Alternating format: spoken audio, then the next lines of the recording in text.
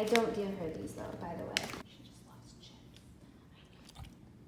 I was so into what I was filming and my camera died. It's the worst when you're like ready to go and you're in that filming mood and you're just like on top of it, you're on your game, and your camera's like, no, not today, honey. So annoying. Anyway, it gave me a chance to reapply my lips because I have nothing else to do, and I'm just trying to stay in that filming mood while I wait and look at the dark sky. I'm trying to film as much as I can because number one, I don't have to be anywhere today, and I just want to get a lot of content filmed today so that all I have to worry about this week is editing and packing.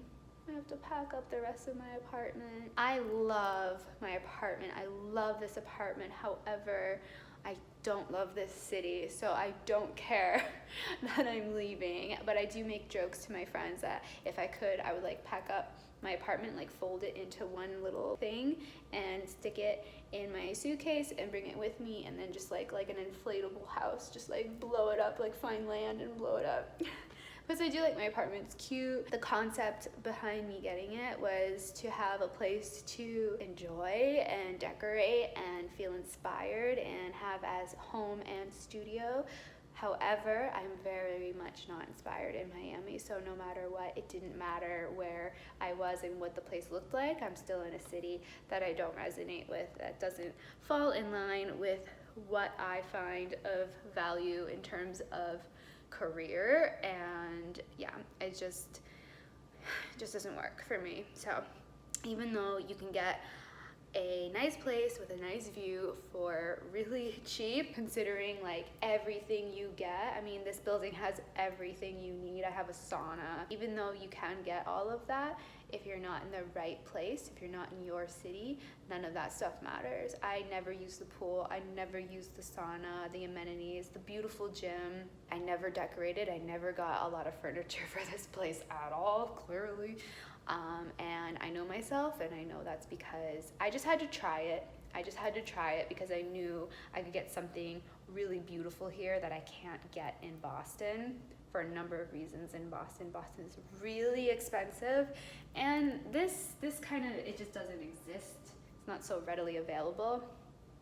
So I just knew that I could get something nice here, and at the time I thought that that was important. I thought that the weather was important as well, and now from being in Miami, I've learned that those actually aren't my values and aren't my priority. My priority is being in a city with like-minded people and being surrounded by hustlers, go-getters, like full force, like ride or die. I'm in my career, I have goals, I set on the goal.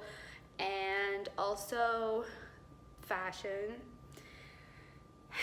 That's all I'll say about that. I'm not trying to offend anyone, but this is not the place for me at all. I've noticed that I'm also very much a northerner, meaning like I can speak very, very fast and I need to get the point across fast, and people either get it or they don't. And I just need that kind of mentality around me again to keep me on my toes too. And also just because it's easier for me. So what else? Seasons. I need my seasons. I never knew until it was gone. I never knew how important seasons are for me. I knew I would miss fall.